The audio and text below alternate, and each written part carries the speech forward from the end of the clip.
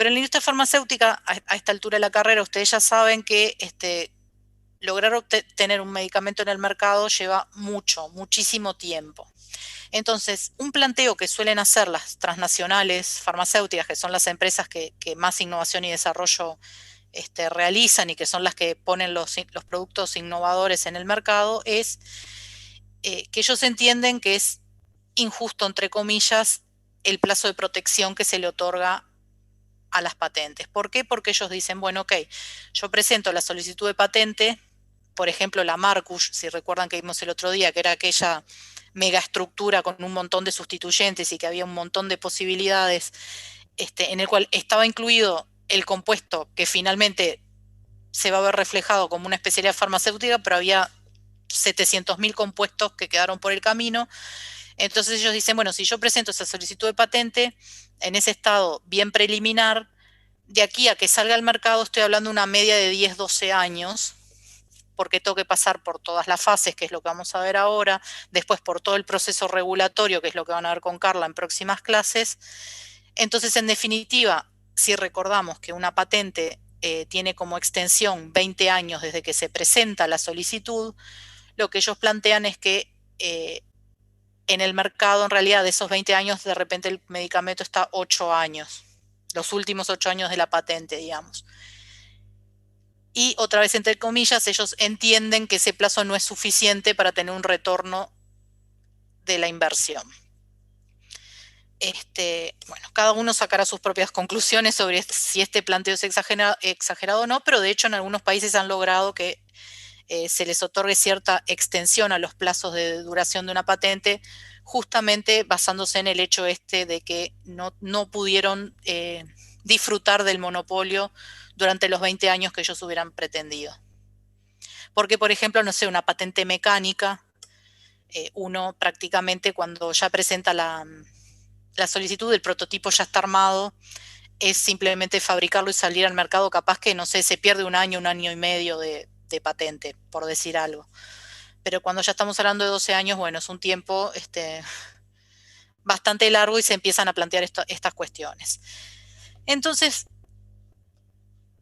para ir entendiendo un poco por dónde viene el retraso vamos a ver cuánto lleva la etapa, las diferentes etapas hasta tener un producto en el mercado. Entonces, la primera etapa que tenemos es la de discovery, que es la elucidación estructural, el aislamiento, la purificación y un screening primario de los compuestos que podrían llegar a tener la actividad biológica que nos interesa. Esta etapa tiene una duración de 2 a 4 años. Luego tenemos toda la investigación preclínica, donde se analiza la toxicidad, la farmacocinética, las formulaciones posibles, las estabilidades y los estudios biológicos. De nuevo, esta fase son otros 3 o 4 años.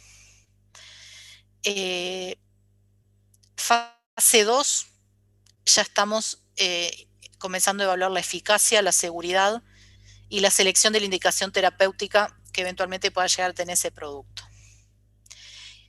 Y luego viene la fase 3, que es la comparación con los tratamientos estándar, porque también a nivel regulatorio, digamos, para que nos aprueben una nueva molécula, tenemos que demostrar, es como una especie de altura inventiva, también entre comillas, porque bueno, no se denomina así, pero tenemos que demostrar que el tratamiento que estamos ofreciendo ahora ofrece una ventaja frente a los tratamientos que ya existen, porque no es registrar medicamentos por registrar. Realmente hay que demostrar, o para que autoricen lo que se llama una New Chemical Entity, una nueva entidad química, una nueva molécula, hay que demostrar que es ventajosa porque se mejora la sobrevida, se mejora la biodisponibilidad, bueno, lo que sea que pueda demostrar que es mejor frente a los tratamientos que ya están en curso. Estas etapas, fase 2 y fase 3, son de 5 a 7 años más. Si acá lo vemos en compuestos, bueno, como les decía, en la etapa 1, en la de Discovery, son 10.000 compuestos. En los estudios preclínicos ya tenemos 250. En el desarrollo clínico de repente son 5. Y luego de la aprobación regulatoria nos quedamos con una sola molécula o un solo producto registrado. Entonces vean que obviamente la inversión es enorme, porque hubo que hacer todo este montón de ensayos y de pruebas, perdón, ahí me fui. Hay que hacer todo este montón de ensayos de pruebas para llegar a un único producto en el mercado. Entonces, si le sumamos las etapas regulatorias, de nuevo, vemos que la preclínica nos lleva 4 o 6 años, la clínica fases 1, 3, 7 años, el registro sanitario entre 1 año y 2, y después viene la etapa de comercialización. Si esto lo analizamos con el ciclo de vida de la patente, tenemos que en el año 0 presentamos la solicitud, o sea, acá cuando estamos en preclínica y tenemos esos 100.000 compuestos, nos pasó el año 5 de la patente, nos pasó el año 10, supongamos que la conceden en el año 12, pero aún estamos haciendo los trámites regulatorios, todavía estamos intentando obtener el registro sanitario, y recién a partir del año 12 es que tenemos los derechos de exclusiva del producto en el mercado. Y ya al año 20 expira el monopolio, el producto queda en el dominio público y a partir de aquí es que pueden salir los genéricos o los competidores. Entonces lo que siempre se dice es que en este breve lapso en que el producto tiene el monopolio, la estrategia es tratar de posicionar la marca. Allá, en este momento ya la patente deja de tener importancia y lo que empieza a cobrar importancia es la marca. Porque la idea es posicionar la marca del producto y que aun cuando esté en el dominio público y salgan competidores, los pacientes o los médicos sigan fieles, digamos, a esa marca, a la marca innovadora, y no migren hacia los genéricos. Pero por supuesto, bueno, el genérico que ofrece precios más baratos. Entonces, acá también comienza a primar el tema económico, ¿no? Muy lindo el original, pero si vos podés demostrar que tu producto es bioequivalente y por lo tanto cumple o entra dentro de la categoría de genérico propiamente dicho, bueno, el precio es más barato y por supuesto el mercado va a tender a comprarlo.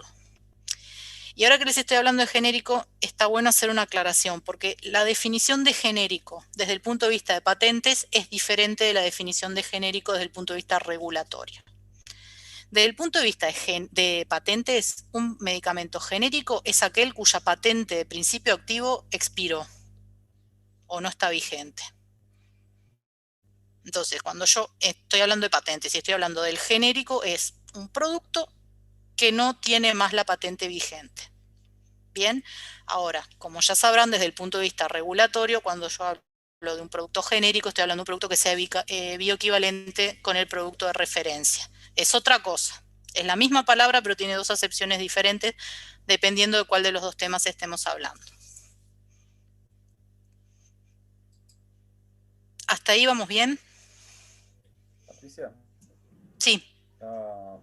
viendo la presentación anterior, yo creo que es lo Sí. mismo de Brasil.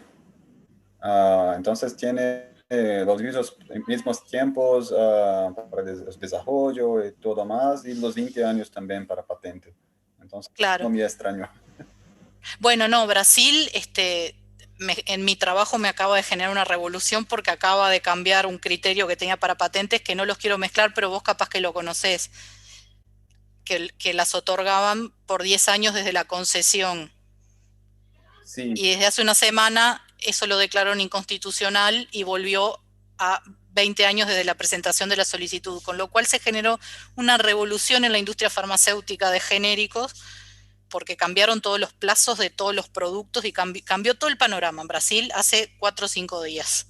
sí, sí. Pero eso es paréntesis y no quiero confundir al resto. Ustedes sigan pensando que la patente se Pero otorga 20 años desde presentación de la solicitud. Bueno, Ahora, una pregunta. sí. En el esquema anterior, o sea, como que coincide más o menos cuando terminan los estudios clínicos a cuando se concede la patente, pero eso no tiene por qué ser así siempre. Ah, no, no, no. Esto, lo anterior es todo Es aproximado. lo que suele pasar. Es lo que suele, a ver, vos podés a ver, vos en el año 0, cuando estás en preclínica, yo acá te estoy hablando de la Marcus, de esa con un montón de sustituyentes. Pero vos acá que estás en fase 1, 2 o 3, vas a presentar capaz que la patente de selección en la cual te quedaste con los 5 compuestos que te funcionaron. Vas a presentar la de formulación porque ya sabes cuál es la fórmula que te funcionó. Vas a presentar alguna de uso porque ya sabes cuál es la indicación. Algunos también presentan perfiles de disolución, y con eso, con todas esas que se le llaman patentes secundarias y que no las vas a presentar en el año 0, vas a estar de repente en el 8, en el 10, lográs extenderle la vida, que es lo que vamos a ver ahora en la transparencia siguiente. Pero todos estos plazos son aproximados. Claro, pero si terminás los estudios clínicos antes de que se te conceda la patente, ya puedes empezar a venderlos, Sí, ¿no? no hay ningún problema. Patente va por un lado, regulatorio va por el otro.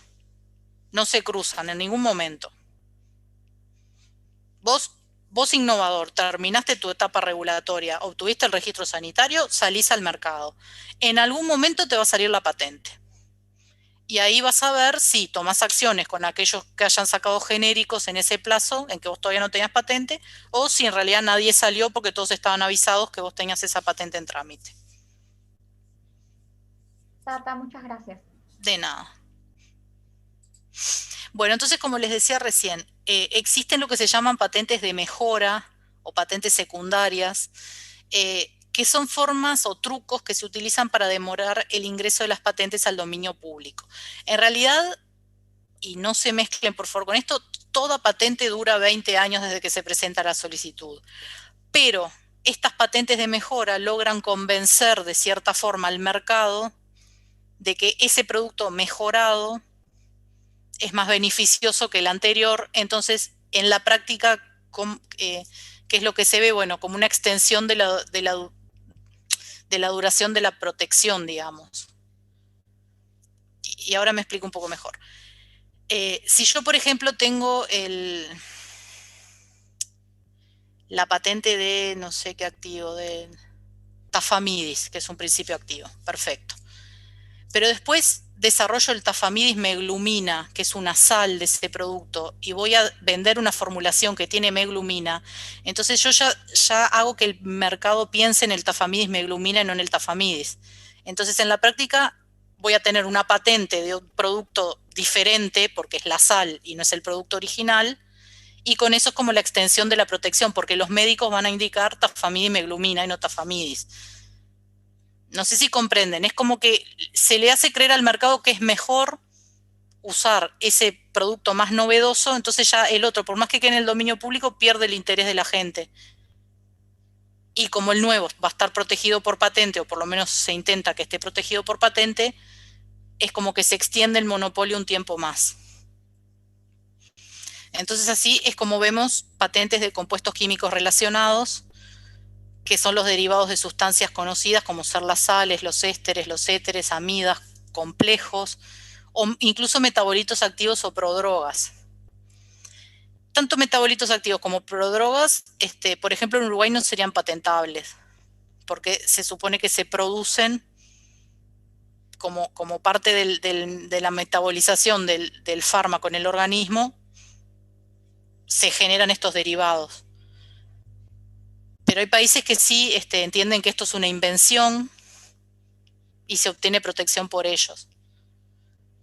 Después también hay patentes de polimorfos, de pseudopolimorfos o de isómeros ópticos, lo mismo.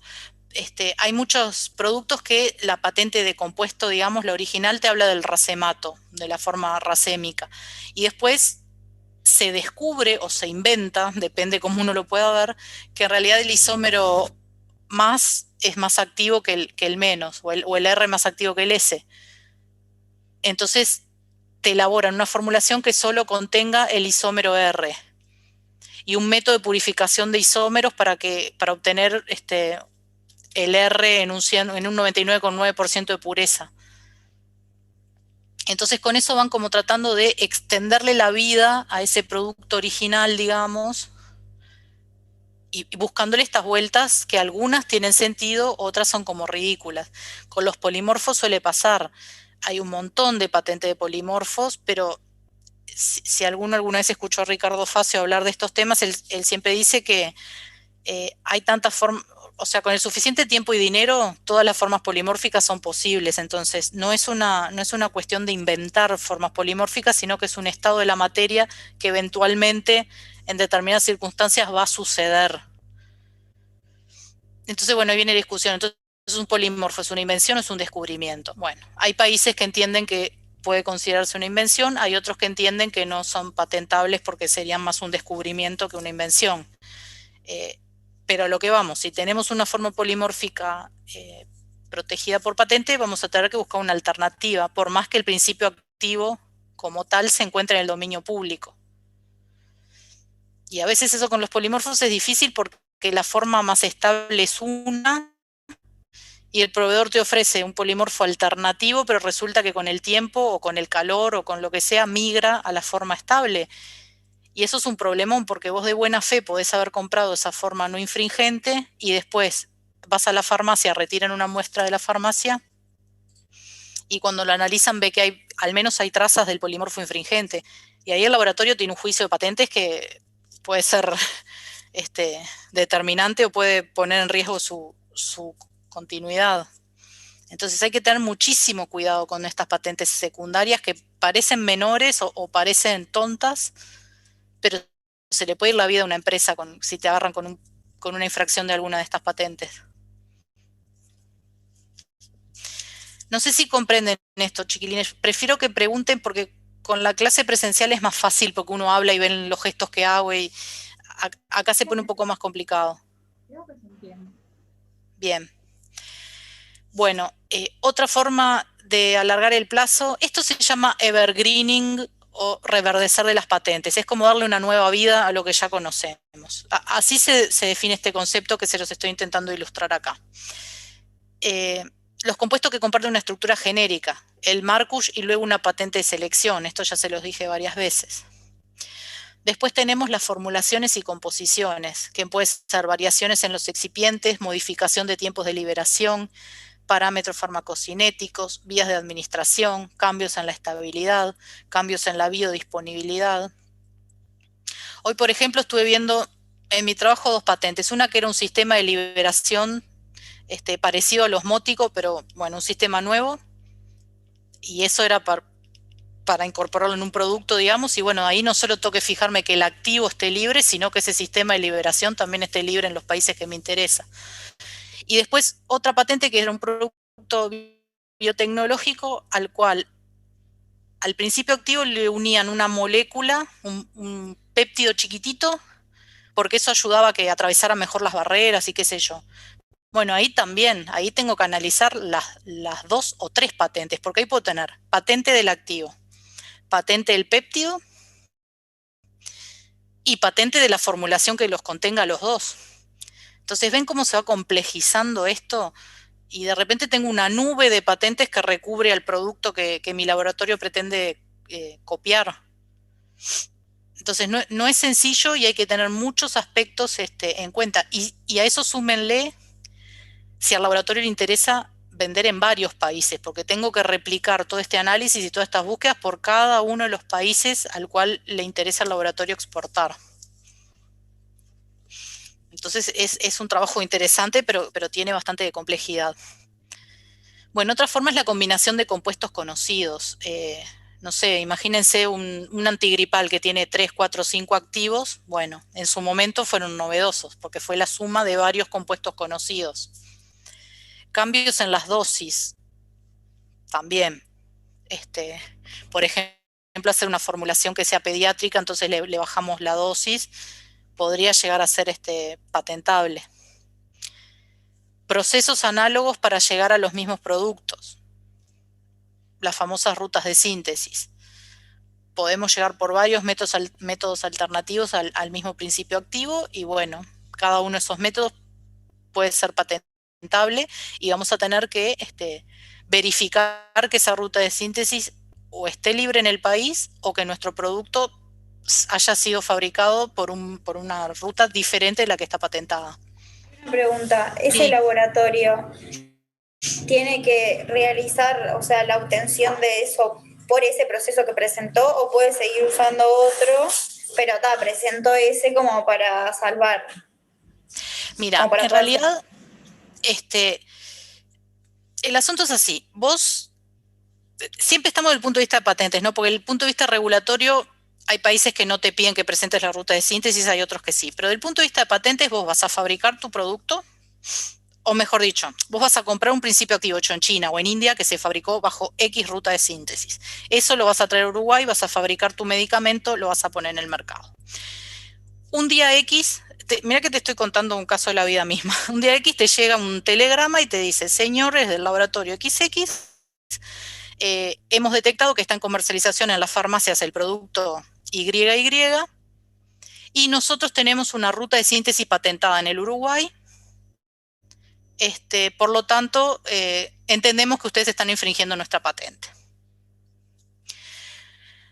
Bueno, cuando pasa eso es el horror. Vas a ver a gerentes gritando, llorando, protestando. Entonces ahí hay que tener la cabeza fría y pensar esto. Bueno, pidamos la ruta de síntesis, veamos cómo la está haciendo el proveedor, contrastemos contra la patente concedida, a ver si es similar o no.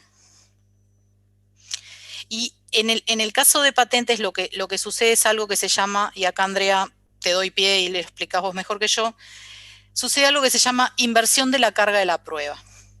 ¿Qué significa esto? O te digo el ejemplo, ¿vieron que por regla general todo el mundo es inocente hasta que demuestra lo contrario? Sí. Bueno, en el caso de inversión de la carga de la prueba, todo el mundo es culpable hasta que demuestra que es inocente.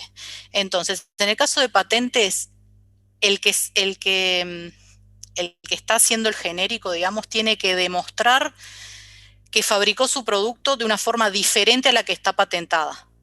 Y no, el titular de la patente no tiene que demostrar que vos le copiaste. Entonces, como sos vos el que tenés que demostrar que no le estás copiando a este otro laboratorio, lo que te conviene ya desde las etapas de desarrollo es ir generando lo que se llama prueba o evidencia que demuestre que vos estás haciendo las cosas por un método diferente.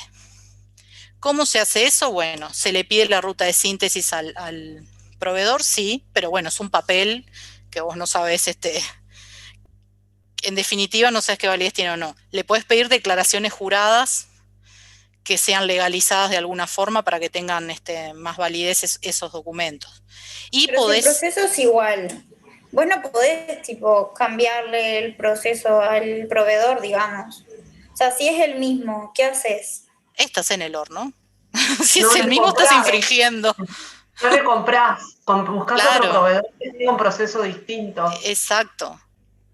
O sea, realmente no le comprás. Por eso este tema es tan importante. Exactamente. Por ejemplo, el que vino a decirte que estás usando mi método Sí. mi proceso, digamos, ¿no? Sí, sí. Y él saca uno nuevo, que es lo que estamos hablando, un proceso análogo para poder demorarlo. Él, en su planta, digamos, ¿tiene que hacer ese nuevo que presentó No. para demorar o puede No. seguir haciendo el anterior y presentar uno nuevo nomás? Él puede ser el que se le ocurra. Capaz que no lo hace ni por el viejo ni por el que patentó, lo hace por un tercero. Un tercer método. Eso. Sí, lo puede hacer por cualquiera, no importa, pero el tipo tiene una patente que dice que por el método A no lo podés hacer. Y si vos le estás comprando un proveedor que lo hace por el método A, estás en el horno. Entonces, la buena práctica, ¿cuál es? En la etapa de compras, digamos, ya pedir ROS, DRX o lo que sea y ya evaluar al proveedor y descartar que haga su producto por el método que está patentado. Eso es como lo más grueso, digamos, o lo primero.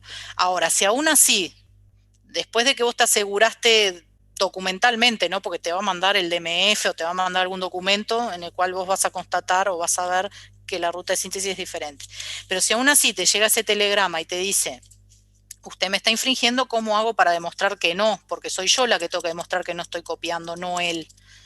Bueno, entonces ahí es lo que te digo, será una declaración jurada, será viajar como me tocó hacer a la India, a la China y constatar in situ con un abogado, con un escribano, el proceso. Entonces hay alguien que da fe que el proceso se hace según tal y cual etapa y que son diferentes de los de la patente. Y con todo eso lo que vos vas haciendo es como generando prueba para poder demostrar que el proceso de elaboración de tu principio activo, del principio activo que vos usas en tu producto, es diferente al que está patentado. ¿Y el que te vende la materia prima también está infringiendo? Depende. ¿O no? Depende. Acordate que las patentes son territoriales. Quizá claro, en su país Sí. Sí, Capaz que en su ¿entendés? país, bueno, ¿sabés lo que hacen? Suelen poner plantas en territorios que no tienen sistema de patentes. Por ejemplo, Malta, que es una isla, un territorio, por ejemplo, está en Hong Kong, y si pudieran ponerlo en el medio del océano, lo pondrían en aguas internacionales. Entonces, como en esos lugares no hay patentes, ellos no infringen porque no hay. Y después ven a quién le venden. Le venden obviamente a laboratorios, bueno, o que quieran, o que no les importe nada, pero la mayoría que quieren trabajar bien, le venderán donde no hay patente, o de principio activo o de ruta de síntesis. Igual es importante que tengan claro que también se infringe en el transporte, ¿no? O sea que si esa mercadería va por avión y tiene determinadas, ¿cómo es? Escalas, no me salía la Sí, palabra, escalas, y cambia de avión, o bueno, si es muy lejos, el avión tiene que recargar combustible. Y además ustedes saben que Uruguay tampoco queda de paso de ningún lado y no tenemos muchos vuelos que sean directos. Entonces, toda mercadería que vaya a Uruguay, que venga para acá, va a pasar por algún lado. Y bueno, en ese lado que pasa, la aduana de ese país puede considerar que es una infracción de patentes el transporte de esa mercadería y retenerla. O sea que cuando uno importa una mercadería que está borderline, es decir, que está en algunos países patentados y en otros no, tiene que estudiar incluso la ruta del avión. Pero eso, ahí el problema no sería si el transporte lo hace como que la misma empresa. ¿Qué empresa? Digo, la empresa de O sea, el transporte no es la laboratorio, misma por que te ejemplo. vende. Si, La si el, empresa, tran- si el sí, transporte está a cargo de otra persona, el que estaría infringiendo no sería como que otro. lo que pasa es que sí, pero el no te llega documento el registro aduanero, lo que sea, activo. está a tu nombre. Sí. Es tu laboratorio Florcita que lo está comprando. Entonces, ¿a quién van a ir? Primero te van a intimar a vos. Vos ahí podrás decir, no, mira, yo en realidad lo tercericé con no sé quién y bueno, se irá viendo quién es el responsable, pero siempre va dirigido a alguien el producto. Además, la mercadería vos ya la pagaste. O sea, la tenés que pagar igual, porque Claro, en ese la caso responsabilidad, la podés perder. claro, la podés perder, seguro la perdés. Yo he tenido casos, de hecho el año pasado ¿te acordás, Pati? Estuve trabajando en Mm. un caso de una mercadería que fue, pero no era por patentes, este caso era distinto, era por cannabis, era un tema de la ley de cannabis alemana, y la retuvieron en el aeropuerto de Frankfurt y no hubo forma, La ¿cómo es? destruyeron, La la destruyeron. decomisaron, sí. Sí, la decomisaron y la destruyeron después. O sea, no hubo forma de defender. O sea, si la mercadería está en infracción en el país que pasa en tránsito, la mercadería es destruida. O sea, puede ser decomisada y destruida. Que fue lo que pasó en este caso. Pero digo, también puede ser decomisada por un tema de patentes. Entonces, no son temas menores y uno tiene que estudiar muy bien. O sea, tenés que estudiar hasta la ruta del producto, ¿no? Porque las legislaciones son territoriales, entonces si pasa por un territorio donde la legislación es más severa o no acepta, en este caso era una cuestión de que no, el THC era superior, es inferior en Alemania el psicoactivo, era ese el problema. Pero bueno, también puede pasar que exista una patente y bueno, la razón por la cual te la detienen en aduana es la patente. Por eso estos temas no son menores, son temas técnicos que tienen a su vez implicancias comerciales y jurídicas. Por eso es que es tan importante dominar este tema. Seguí, Pati. Bien. Bueno, esto que viene acá no está estrictamente relacionado con patentes, pero sí es como una protección adicional que se le dan en varios países a los productos farmacéuticos y me gusta verlo con ustedes por dos motivos. Uno, porque es posible que en poco tiempo esto esté vigente en Uruguay, y dos, porque si trabajan en regulatorios en un laboratorio que exporte, posiblemente también lo tengan que tener en cuenta porque hay varios países de la región y del mundo que tienen esto incorporado a sus legislaciones. ¿Qué son los datos de prueba? Son aquellos generados a través de los ensayos clínicos fases 1, 2 y 3 realizados para establecer la seguridad y la eficacia de un producto farmacéutico de humano que contiene una nueva entidad química.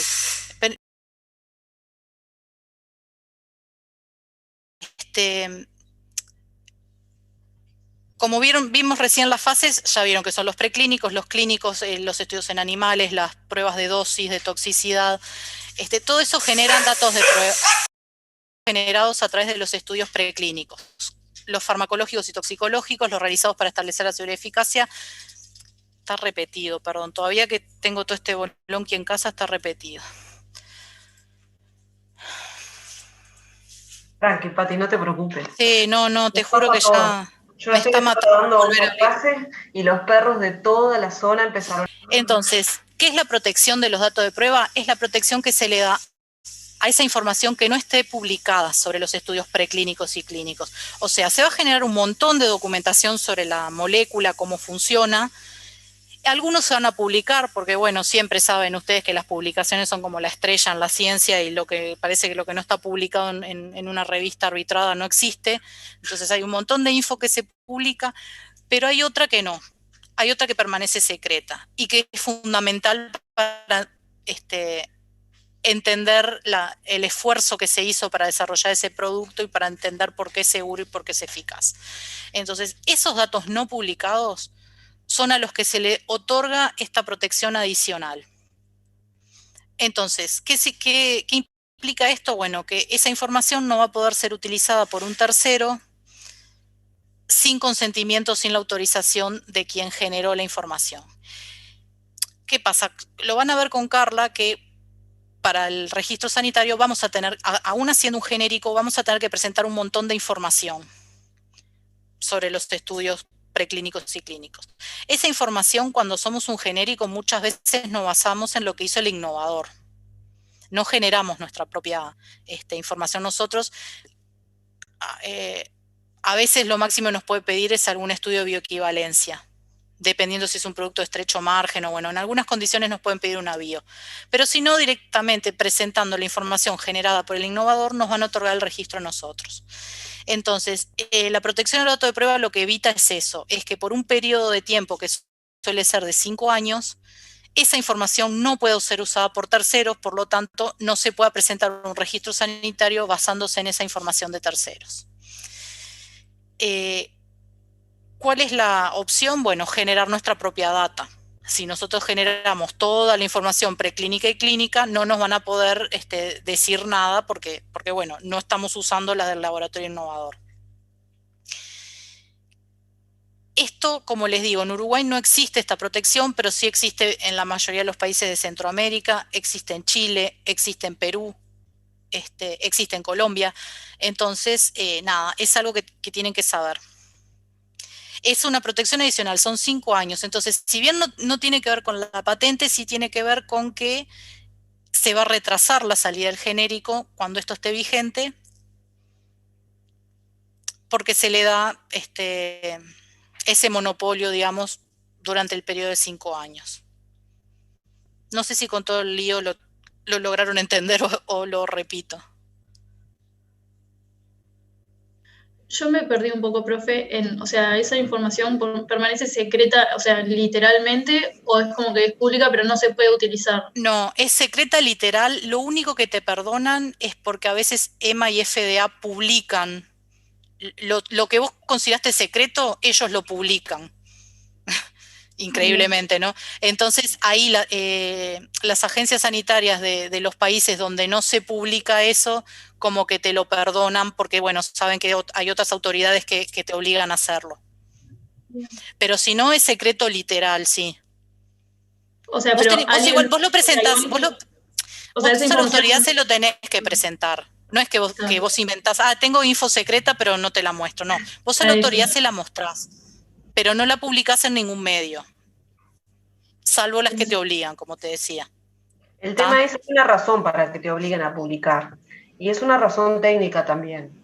Esa información justamente, ustedes lo saben, son los estudios clínicos y bueno, y los preclínicos también. Y es información que se hacen en distintos centros y se hacen pruebas sobre la eficacia y bueno, inocuidad de la especialidad del medicamento. En el caso ahora de las vacunas, hemos estado todos alertas a las aprobaciones de todas las agencias sanitarias. Esa información que las agencias sanitarias tienen en cuenta para aprobar o no aprobar un producto es lo que se llama datos de prueba, y que en algunos países, como Patricia les explicaba, tienen una protección especial. ¿Qué ocurre con esto? Los datos de prueba tienen costos muy importantes para el laboratorio. O sea, los laboratorios tienen que invertir, ¿verdad?, en estos estudios, y son estudios que no son, realmente llevan muchos años, es real, y llevan un montón de costos asociados. Entonces, lo que han hecho las multinacionales en general es solicitarle a los estados protección para esta información. ¿Y eso por qué? Ahora cuando veamos medicamentos, Patricia les decía, van a ver que hay agencias sanitarias, como es el caso de Uruguay, que se basan justamente en estos datos de prueba que ya existen, ¿verdad?, y que fueron evaluados por otras agencias sanitarias para conceder los registros sanitarios más rápidamente, sin una evaluación completa. Entonces, si bien se le da ventajas al innovador, esas ventajas también le son extendidas a los laboratorios de genéricos. Entonces, un laboratorio de genéricos podría sacar un producto más rápidamente y no teniendo que hacer la inversión en estos datos de prueba. Esa es la razón por la cual los laboratorios extranjeros han pedido esa protección a los estados. Y hay algunos estados que se la han concedido. No es el caso de Uruguay, pero sí es el caso de los países de la Unión Europea, de Estados Unidos, bueno, incluso algunos países de la región, ¿no? Brasil lo tiene, ¿no, Pati? Brasil todavía no, pero Chile, Colombia, Sí. Perú, Centroamérica, Sí, toda. bueno, pero ellos porque tienen los tratados con Estados Unidos. Era uno de los puntos que Estados Unidos obligaba a hacer para tener un tratado de libre comercio. Ahora, el tema es que la protección de datos de prueba, si bien no es un monopolio, es un derecho exclusivo de comercialización, que es prácticamente lo mismo. Prácticamente lo mismo, o sea, termina siendo lo mismo.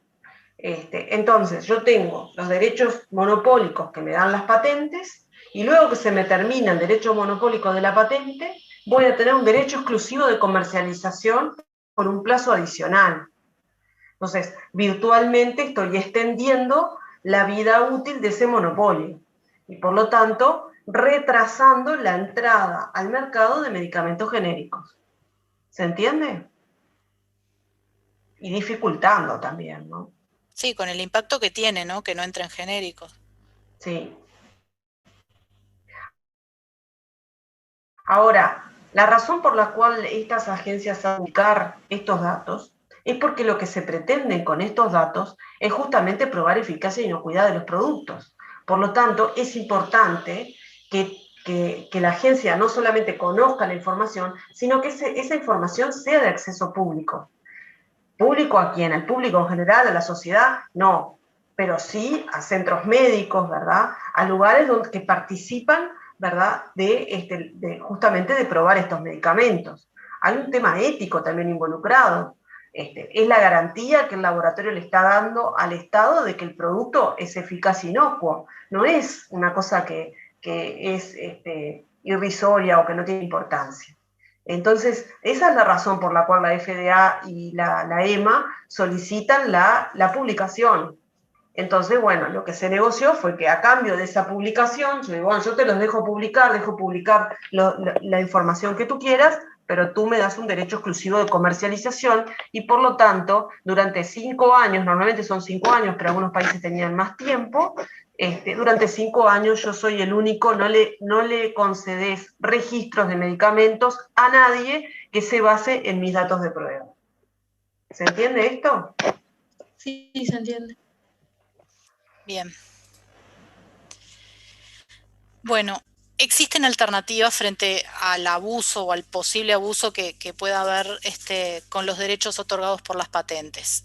Esto sí, Andrea, capaz que te lo dejo a vos. yo leo el titular y vos lo explicás, Vale.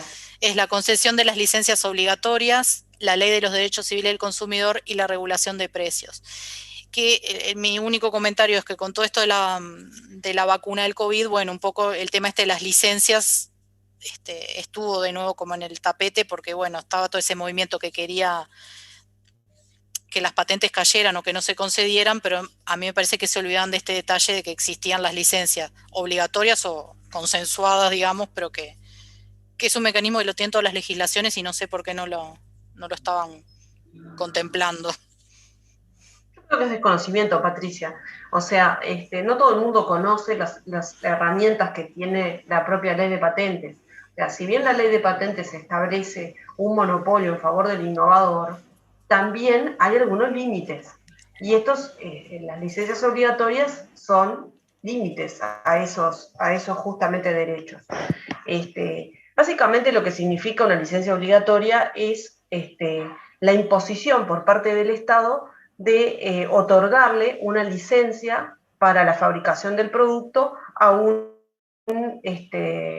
bueno, en este caso sería un laboratorio local, ¿no? Puede ser una empresa cualquiera, porque esto se da para todas las ramas de la ciencia. El tema es así, o sea, el titular de la patente tiene un derecho monopólico y como tal puede utilizarlo él directamente o puede cederle ese derecho a terceros. ¿Cómo lo cede? De dos formas, o con una licencia contractual, es un contrato que se hace entre el innovador y un tercero que va a ser su representante en esos países, en los países que se elijan, y le conceden esa licencia para justamente explotar ese producto, ¿no? Eso es una licencia contractual y en ese caso uno presupone que hay un acuerdo entre esas dos partes, ¿verdad? El titular de la patente y ese tercero local. Ahora bien, hay casos en los cuales el titular de la patente abusa de su posición dominante, es decir, abusa de ese monopolio, ¿verdad? Y además no pretende darle una licencia contractual a nadie. Quiere, evidentemente, no abastecer ese mercado, dejarlo desabastecido. La razón pueden ser muchas. Pueden haber razones económicas, porque tiene otro producto que está queriendo favorecer en ese mercado, porque no tiene un interés comercial, ¿verdad?, específico, porque el mercado es chico y no le sirve, o la razón que sea, o no tiene a nadie a quien darle esa licencia contractual. En esos casos hay unas causales que establece la ley, en la cual puede cualquier laboratorio local pedirle al Estado uruguayo una licencia obligatoria. ¿En qué se basa esta licencia obligatoria? Bueno, en las causales de salud pública, o sea, por razones de salud pública, porque haya un perjuicio o un desabastecimiento de la plaza, podría pedirse una licencia obligatoria.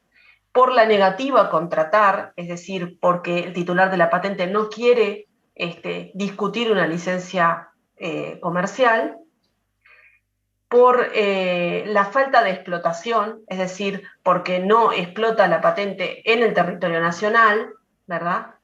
Y bueno, y hay un par más, pero estas son las que más me interesan en relación al tema que estamos viendo hoy. Uno prueba esa causal y el Estado uruguayo obliga al titular de la patente a conceder una licencia. ¿Esto quiere decir que la licencia es gratuita? No, es una licencia obligatoria, pero no es gratuita.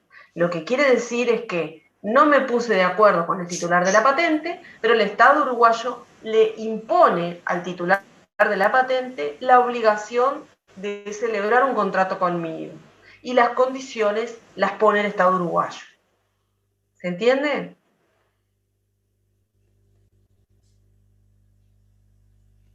O sea, pero... Bueno, o sea, ¿a qué te referís con que no es obligatoria, pero no es gratuita? Es obligatoria porque el Estado uruguayo obliga al titular de la patente a celebrar un contrato de licencia con un tercero. Normalmente los contratos son voluntarios. Yo no estoy obligado a contratar con nadie. Sin embargo, esta ley establece un sistema por el cual el Estado obliga a contratar. Ahora, no significa que ese tercero que está siendo beneficiado por la licencia obligatoria no tenga que pagar por esa licencia. Normalmente, cuando yo tengo una licencia de un producto, pago una regalía por las ventas de ese producto en el territorio. ¿Se entiende? Pero ¿quién es el que fija cuál es esa regalía que paga el tercero?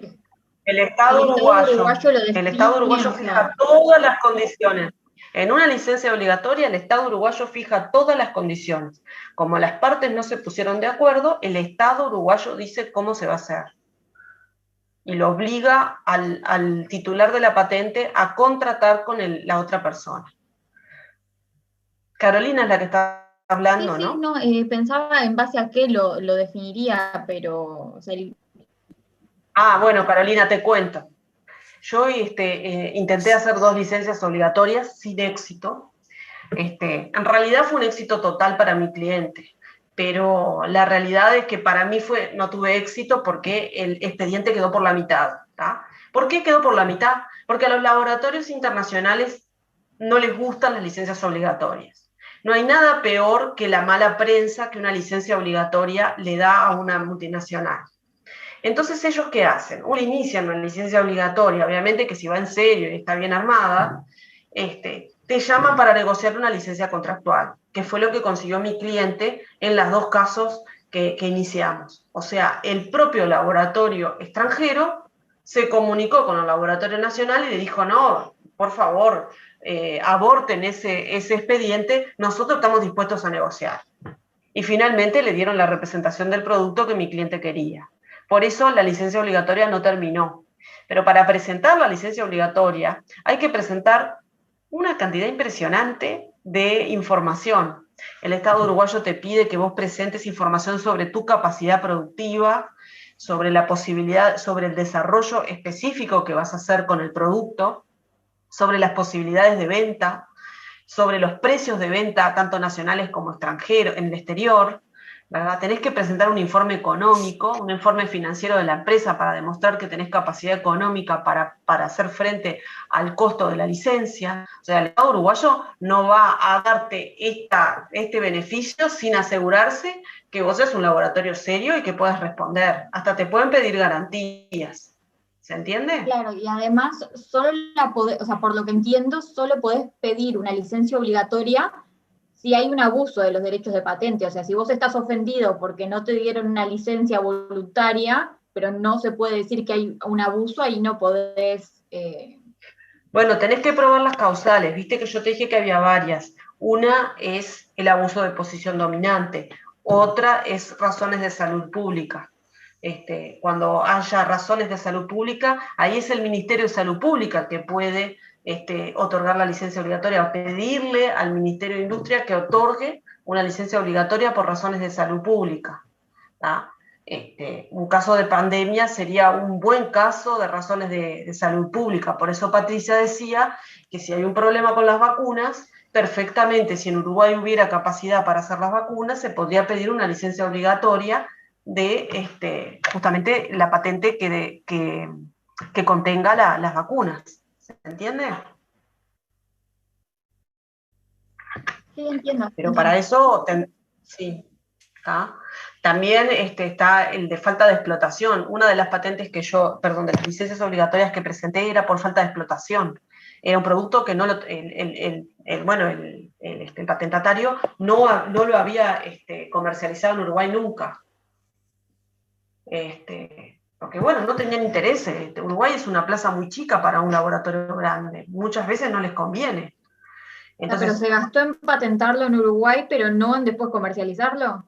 Sí, es muy común. Es muy común. Pero bueno, esto es para que tengan una idea de cómo funciona. Después está la Ley de Derechos Civiles del Consumidor. La Ley de Derechos Civiles del Consumidor lo que hace es no proteger al fabricante o al laboratorio que importa medicamentos, sino que lo que hace es proteger al consumidor, es decir, al paciente en este caso.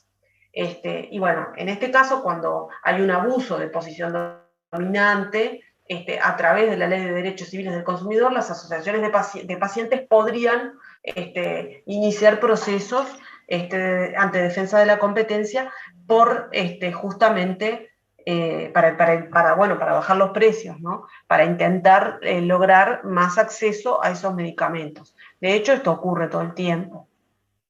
Y por último, el mecanismo de regulación de precios, que esos son acuerdos de precios que se hacen entre el Poder Ejecutivo y los laboratorios, ¿no? Determinados productos que se les acuerda que van a tener un precio fijo y que se van a vender a ese precio y no a otro. De esa manera también determinados productos se asegura el acceso masivo, ¿no? Porque bueno, los problemas de acceso no siempre son porque la plaza no está abastecida, a veces son porque está abastecida, pero los precios son imposibles de afrontar. ¿Se entendió? Sí, se entendió. Bien. Bueno, ni me acordaba que nos había quedado esto para atrás. Tenemos, lo que vimos hasta ahora son lo que se llaman las patentes de invención, son como las fuertes, ¿no? Las que por algo duran durante 20 años. Pero tenemos, por ejemplo, las patentes de modelo de utilidad que son llamadas patentes menores. ¿Por qué? Porque en este caso la altura inventiva es menor, no es tan disruptiva la invención, sino que es algo que ya se conocía y que se le encontró como la vuelta de alguna forma y se optimizó su uso. La definición es toda nueva disposición o conformación obtenida o introducida en herramientas, instrumentos de trabajo, utensilios, dispositivos, equipos u otros objetos conocidos que importen una mejor utilización o un mejor resultado en la función a la que están destinados o cualquier otra ventaja para su uso o fabricación. El ejemplo que les puse es una comprimidora y una blisteadora. Para ver ejemplos que se pueden usar en la industria farmacéutica. Patente de modelo de utilidad y de muchísimas ramas de la tecnología son bastante comunes por ese mismo motivo, porque es bastante más sencillo llegar a un desarrollo así. Este tipo de patentes duran 10 años, también desde que presentamos la solicitud, y pueden tener una prórroga de hasta 5 años, de 5 años. Entonces, en realidad, tienen una duración de 15 años. Y después están las patentes de diseño industrial, que tienen que ver con la forma, con el carácter ornamental, la línea, el contorno, la configuración, el color o la textura, que incorporadas o aplicadas a un producto industrial o artesanal le otorgan una apariencia especial. Por ejemplo, diferentes punzones podría ser en nuestra industria. Y la duración de la protección es de 10 años. Esto podría ser una botella, Sí, un envase. Un envase, claro. Lo que tenga que ver con la forma, digamos, lo podríamos llegar a proteger, incluso la forma de un comprimido. Lo podemos llegar a proteger por diseño industrial. Y bueno, el último bloquecito de transparencias que nos queda es lo que tiene que ver con invenciones y relaciones de trabajo. Las invenciones que se realizan en cumplimiento de un contrato de trabajo, o sea, a mí me contratan para trabajar en investigación y desarrollo, van a pertenecer al empleador, por ese sencillo motivo. A mí me están pagando para que yo desarrolle un producto o un proceso. Acá estamos hablando, en realidad, cuando decimos las invenciones pertenecerán al empleador, estamos hablando de los derechos económicos o patrimoniales, ¿no? Los derechos morales ya vimos que van a la persona en sí, van al inventor, y esos no se pueden transferir a una empresa, digamos. O sea que el inventor siempre va a ser la persona que desarrolló el producto o el proceso, pero los derechos económicos, en el caso de que me estén contratando para I+D, van a pertenecer al empleador. Ahora, cuando yo realizo una invención en el ámbito laboral, utilizando recursos de la empresa y que está relacionada con la actividad del trabajador en la empresa, pero no soy empleada de investigación y desarrollo, o sea, no soy investigadora, se debe comunicar al empleador por escrito.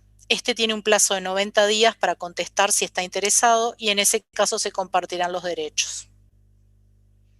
Y acá les puedo poner un ejemplo de unos, yo antes trabajaba en Erlatu y bueno, tenía unos compañeros que habían desarrollado algo, pero ellos eran analistas. Unos eran analistas y los otros trabajaban en mantenimiento. Y habían desarrollado un modelo de utilidad que era algo como un rotavapor. No me acuerdo qué vuelta le habían encontrado al dispositivo y bueno, habían logrado crear algo diferente, pero ninguno de ellos trabajaba en investigación y desarrollo. Entonces se le planteó a la institución a ver qué quería hacer, y la institución, bueno, en ese caso decidió que los apoyaba, digamos, con las tasas de la ANP y eso, pero que no le interesaba el invento para sí. Entonces, bueno, se pusieron como titulares los funcionarios que lo habían inventado. Pero la empresa puede decir, no, mira, sí me interesa, quiero ir a medias, o bueno, se negocia, ¿no? Pero lo importante acá es que hay que comunicarlo, es obligatorio hacerlo, y bueno, la empresa tiene 90 días para definir qué hace. Entonces, en una pregunta que había en el ejercicio que hablaba de un test de embarazo, depende, tipo, si el laboratorio quiere va por parte del laboratorio, y si no quiere va por parte de ese compañero que lo había. No me acuerdo ni cuál era la pregunta, te soy sincera, pero si venía por este lado, sí, es esa la respuesta. Después cuando en la resolución me fijo y te lo respondo bien, pero sí, cuando vos no te están pagando para desarrollar nada, pero aún así con los conocimientos que tenés lo haces, tenés que negociar con la empresa, o al menos avisarle. Y después pertenecerán al trabajador las invenciones que no estén comprendidas en los artículos precedentes. O sea, si en tu casa inventas algo que no tiene nada que ver con la empresa en la que trabajas, bueno, obviamente pertenecen al trabajador y no hay que notificar a la empresa. Yo no sé si esta no es la última. Sí, es la última. Y nos quedan 20 minutos. Si quieren hacemos ronda de dudas. Si no, Andrea, no sé si querés comenzar con procedimiento administrativo. Sí, vamos a ver si tienen alguna pregunta. Si no, empezamos, aunque sea, damos los principios del procedimiento, así vamos avanzando, porque al tener menos no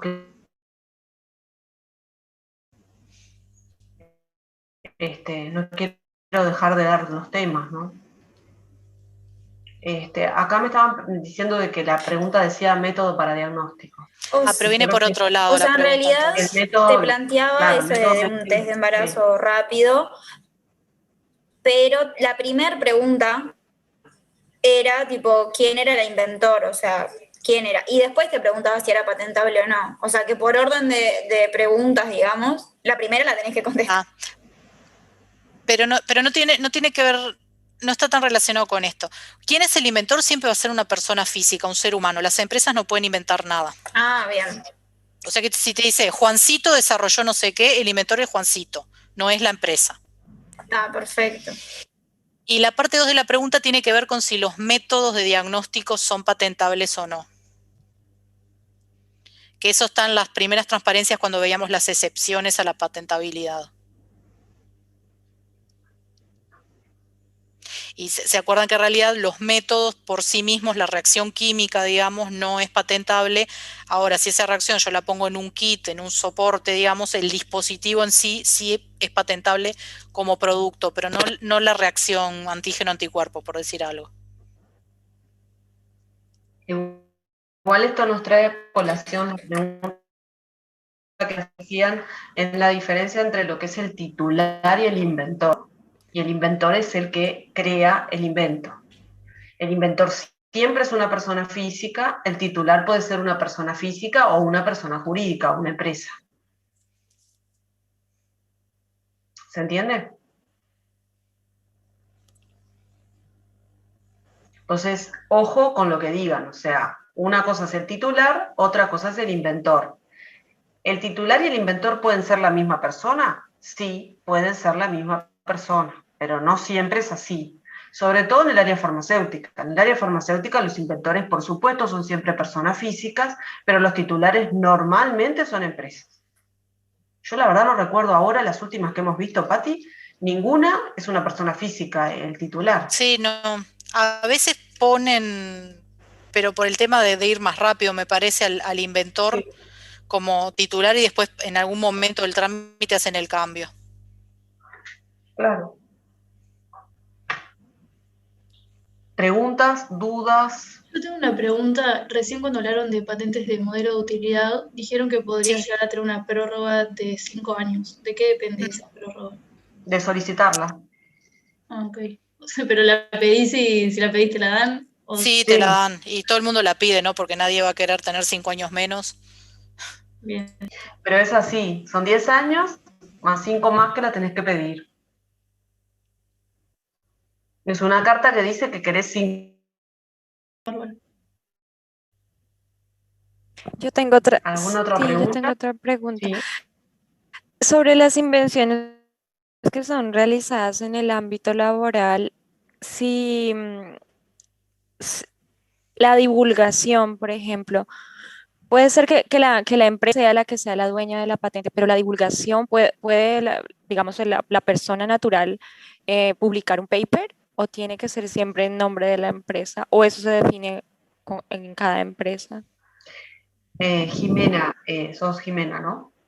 Sí, sí. Jimena, en realidad todas las empresas cuando contratan trabajadores en investigación y desarrollo les obligan a firmar contratos de confidencialidad. Es muy difícil que no firmen un contrato de confidencialidad. Por lo tanto, te diría que prácticamente imposible que ese trabajador pueda divulgar nada sin consentimiento de la empresa. No es que no pueda publicar, es que para publicar tiene que pedir permiso y muy probablemente le digan que no. Ah. ¿Tá? Porque toda Porque a veces, publicación ¿sabes es por una qué me genera divulgación. la duda? Sí. Porque a veces cuando uno ve papers no sé, yo qué sé, estudios clínicos o bueno, de diferentes investigaciones, a veces aparece el nombre como de investigadores, pero si entras como a rascar y a buscar más y a buscar todas las fuentes, te das cuenta que muchas veces son financiadas por la misma industria. Entonces es como que me queda la duda, bueno, en esos casos puede ser que la empresa decida que el paper lo publique una persona natural, pero los derechos patentes los va a mantener la empresa, como Sí, tipo una pero estrategia. son dos cosas distintas las que estás hablando. Una cosa es un paper que divulgue un principio activo y otra cosa es un paper que divulgue un análisis clínico, ¿verdad? O un análisis, Mm, un dato de prueba. Muy probablemente la empresa contrató ese equipo de investigadores para que hicieran ese paper, porque en ese paper se basan para autorizar su producto en las autoridades sanitarias de control. No es lo mismo, o sea, no es lo mismo divulgar cómo funciona algo que divulgar cómo es cómo es la ruta de síntesis o cómo es la formulación de un producto farmacéutico. Eso sí que no te lo van a dejar divulgar nunca. claro, ¿Tá? O sea, son cosas sí. distintas. Por supuesto que cuando vos haces trabajo de investigación y desarrollo puede haber distintos tipos de trabajo, pero en todos los casos seguramente vas a tener convenios de confidencialidad y el tema de publicación de resultados va a ser controlado por la empresa. Ujú. Yo asesoro empresas del área farmacéutica y me toca controlar lo que va a publicar los investigadores que contratamos. ¿Sí? ¿Se entendió? Bien, bien. Ujú, sí, ¿Me pregunto, gracias. Sí, sí, sí. ¿no es una obra de arte, era una pintura para pintar paredes? ¿Qué es esto? Ah, es otra Nos cosa. preguntaba el caso del cliente nuestro. Ah, sí, era una pintura insecticida. No, porque ella Este, leyó pintura y creía que se protegía por derecho de autor. Y sí, las obras de arte se protegen por derecho de autor. Pero en este caso era literal pintura de pared. sí, pintura de pared. De hecho, le trajo de regalo a la telefonista del estudio que se quejó de los mosquitos. No sé si te llegué a contar, Patricia. No, de eso creo que no. Le trajo un par de latas de pintura de muestra y ella pintó todo el frente de la casa con esas latas que le trajo y estaba feliz porque ese año tuvo menos mosquitos. Sí, O sea que aparentemente. sí funciona el Sí, producto. sí, sí funciona, sí funciona. Acá nos preguntan cuándo tenemos, bueno, el examen no es parcial, el 10 de junio, está bien. Bueno, ¿alguna otra pregunta de este tema?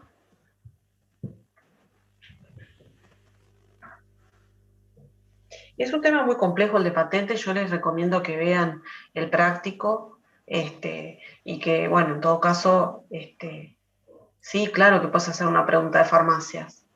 Preguntá, Joaquina, no hay problema. Está Pati acá para contestarte y yo también. Ah, fue por escrito.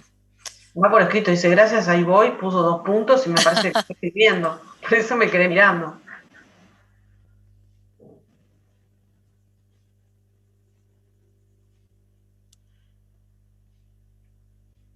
¿La estás viendo, Pati, o la Sí, querés que sí, la... sí, soy titular de 3 farmacias.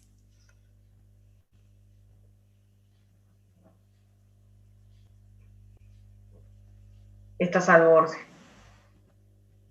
Sí, depende de qué farmacia, dónde esté cada farmacia. Ahí está, mira, 2 de primera categoría, 1 de cuarta, puedo asumir una licencia. Una licencia de Una otro, suplencia. una suplencia.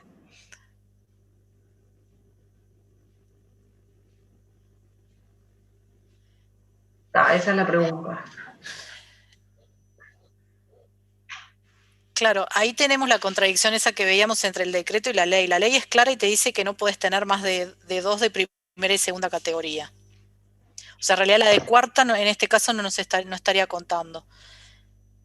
El tema es si esta suplencia de qué categoría es. Si es de primero o de segunda ya estarías en el límite porque para que fueran 3 una tenía que ser del interior y aún así igual el decreto se contradecía con la ley. O sea, teóricamente, de acuerdo a la ley, no podrías. Claro.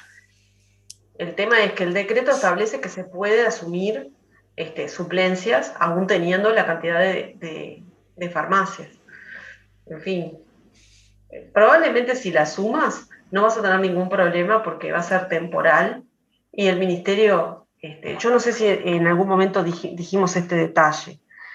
¿Alguno de ustedes, de todos los presentes, sabe cuántos inspectores de farmacias hay en Uruguay hoy a nivel nacional? No. ¿Nadie arriesga un número? 15. ¿Cuántos? No sé.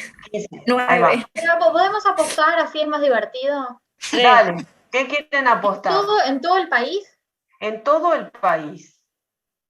10. No, pero ¿para qué van a ganar? ¿Qué van a ganar? Tenemos hay que apostar. Irnos a cenar temprano. Dale. Está buena la Tenés propuesta. hambre, está bien. Bueno, a ver, lo van poniendo en el chat. 30 tiraron, no, frío. Andreas viene bastante bien. A ver. Ahí Valentina se está acercando. Bien, Valentina. Bueno, Valentina. Sí, Y hay Andrea una también le sola pegó. persona. Hay una sola persona, muchachos. Una sola persona que es una genia total, pobre, pero que obviamente no puede cubrir 19 departamentos, ¿no? Entonces, la realidad es que si nadie te denuncia a la pregunta que hicieron, no va a haber nadie que vaya a inspeccionar si vos estás asumiendo más direcciones técnicas de las que deberías asumir. Porque no hay nadie que esté controlando eso hoy por hoy. Esa es la realidad. Y sí, Joaquín, asumían 15 farmacias y nadie controlaba. De hecho, es algo que se podría controlar solamente con el sistema informático. Y la realidad es que esta persona, honestamente se los digo, la conozco personalmente. Yo al principio criticaba muchísimo al departamento de farmacias porque entendía que no podían trabajar peor de lo que trabajan, hasta que la conocí y me di cuenta que pobre, hace lo que puede. O sea, realmente. Además, no está en exclusividad en el ministerio, es química farmacéutica y trabaja en otros lados. Entonces, ella hace un horario acotado. Y ella es la que va y hace las inspecciones para habilitar las farmacias, hace las inspecciones cuando hay una denuncia. Pero no, en mi caso no entiendo por qué solo hay un inspector, por ejemplo, en Venezuela lo asume el Ministerio de Salud y, o sea, Sí. y Venezuela ve que está mal y, o sea, hay muchos inspectores. ¿Cuál es el motivo por qué aquí hay un solo inspector? Porque no llaman a más cargos. Económico, digamos. económico, te diría. Yo creo que no hay un interés realmente en que esto, sí, Francisco, inspecciona todos los aspectos de la farmacia. Es la inspectora, la única inspectora que hay. Antes eran dos, que también la conocía la otra, pero se jubiló. Obviamente la gente se jubila. Es más, Pati, en algún momento la vamos a invitar. Este año era imposible, pero es amiga y la podemos llegar a invitar un día porque es muy buena docente. Sí, estaría bueno que diera su... Sí. Sí, que por lo menos venga y nos cuente, o sea, una de las clases de farmacias, que son varias, cuando se termine esta, se terminó, dice. Está bueno. A ver, en realidad en todas las departamentales de salud hay administrativos que fungen como inspectores, pero en realidad no son químicos farmacéuticos. Entonces, la inspección que hacen es muy superficial y Sí. bueno, y en definitiva la que termina, son como ayudantes de ella, ¿no? La que termina tomando la decisión es ella porque la única inspectora que hay es ella. Sí. Y es muy estricta en el cumplimiento de las normas, pero al mismo tiempo es muy consciente de todas las necesidades que pueden tener las farmacias chicas. Entonces ella, en realidad, la verdad, hace un trabajo para mí excelente. Ojalá le pusieran, no sé, 10 personas a su cargo para capacitarlas, realmente. Tendríamos otro tipo de controles, ¿no? Pero bueno, la realidad es que por ahora el Ministerio de Salud Pública hace ya bastantes años que no ha tomado este tema como uno de los temas fundamentales. Entonces, bueno, la realidad es esa. Ella está trabajando mayormente en los expedientes de farmacias nuevas, en las denuncias, pero no puede hacer profilaxis. ¿Se entiende esto?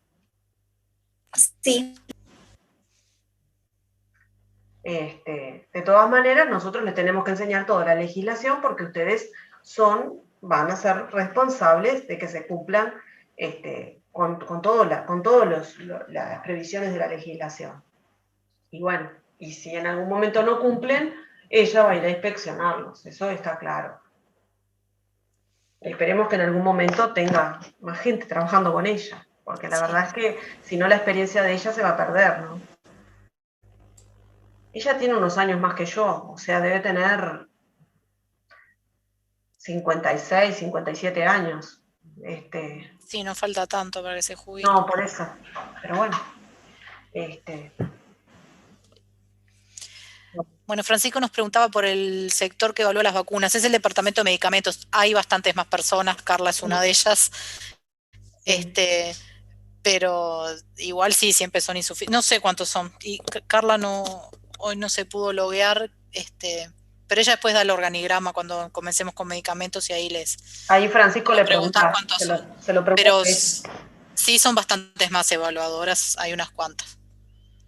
Sí.